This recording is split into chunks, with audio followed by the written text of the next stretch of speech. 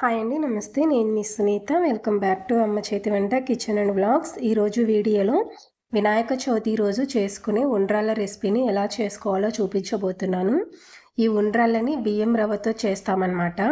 ఈ రవ్వ ఉండ్రాళ్ళను కూరగాయ, ఆవకాయ, టమోటో చట్నీ అలాగే పప్పుచారులోకి కూడా తినొచ్చు. చాలా బాగుంటుంది.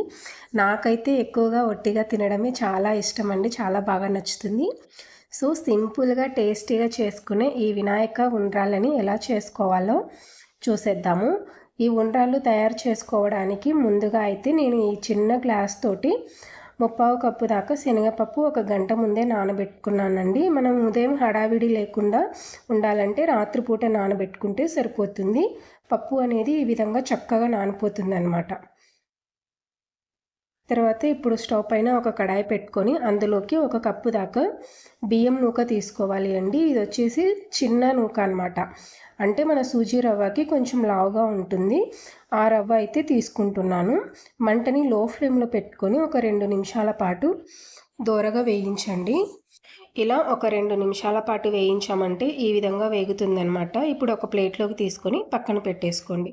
తర్వాత ఇప్పుడు అదే ప్యాన్లోకి 1 లేదా 2 టీ స్పూన్ల దాకా నూనె వేసుకోండి. నూనె లేదా నెయ్యి వేసుకున్నా పర్వాలేదు.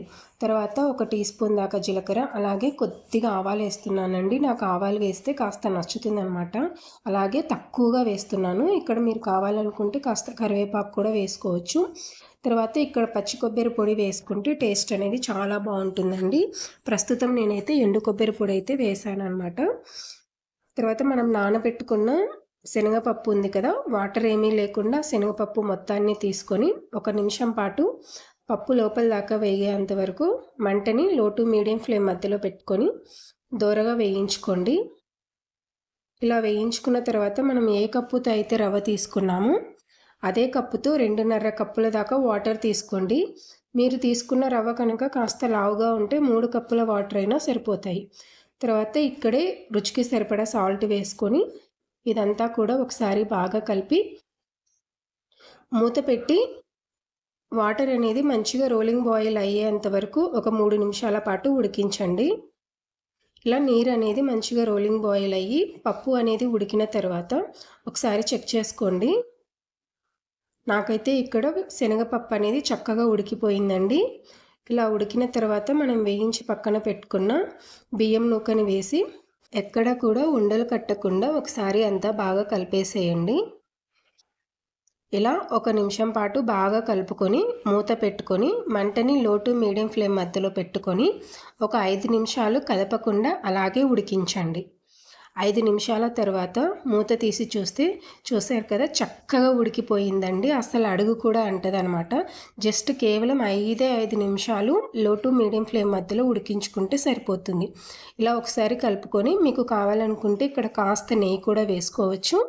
ఇలా అంతా కలుపుకున్న తర్వాత ఒకసారి స్టవ్ ఆఫ్ చేసేసి దీన్ని పక్కకు దించేసి పక్కన పెట్టుకోండి. కాస్త చల్లారాలన్నమాట. ఒక 5 నుంచి 10 నిమిషాల లోపు చల్లారిపోయిందండి. ఈ విధంగా అయితే తయారైపోయింది.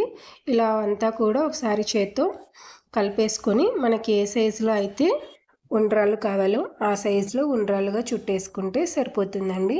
ఇక్కడ వచ్చేసి నేను కాస్త మీడియం సైజుగా అయితే చేశానన్నమాట. ఇలా చేసుకున్న తర్వాత ఒక ప్లేట్లోకి తీసేసుకోండి.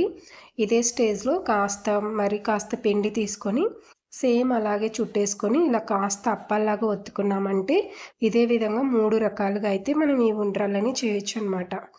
సో ఇలా చేసుకున్న తర్వాత దీన్ని కూడా ప్లేట్లోకి తీసేసుకోండి.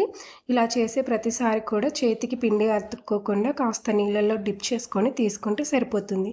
ఇక్కడ వచ్చేసి నేను కుడుములాగా చేస్తున్నానండి. చూశారు కదా, ఈ విధంగా చేత్తో నొక్కి చేతి అచ్చులు వేసామంటే కుడుములాగా రెడీ అయిపోతుంది. ఇలా 3 రకాలుగా అయితే చేసుకోవచ్చు. ఇదే విధంగా పిండి అంతా కూడా చేసుకోండి. పిండి అనేది చాలా డెలికేటెడ్గా ఉంటుందండి. సో రవ్వ ఎక్కడ కూడా విరగకుండా కాస్త నిదానంగా చేసుకొని ఒక ఇడ్లీ ప్లేట్ తీసుకొని ఆ ప్లేట్కి వాటర్ లేదా నూనెని అప్లై చేసుకోండి. నేనైతే వాటర్ అప్లై చేసి ఇలా నిదానంగా ఒకదాని తర్వాత ఒకటైతే పెడుతున్నాను అనమాట.